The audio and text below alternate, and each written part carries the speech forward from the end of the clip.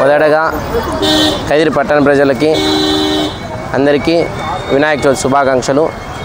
మేము ఈ సింహకోట గణనాథునికి 40 సంవత్సరాలుగా ఇక్కడే ఇదే స్థానంలో శ్రీమద్ కాదిరి లక్ష్మీ నరసింహస్వామి ఆస్థానమైనటువంటి గొల్లమ్మ మండపం నందు ఆ స్వామివారిని ప్రతి సంవత్సరం ఇక్కడ ప్రతిష్ఠించి పూజలు అందిస్తున్నాము.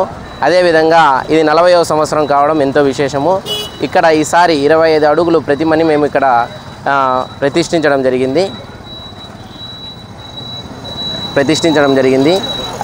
40వ సంవత్సరం సందర్భంగా ఇక్కడ మేము ఉయ్యాల మీద విగ్రహాన్ని ఏర్పాటు చేయడం జరిగింది.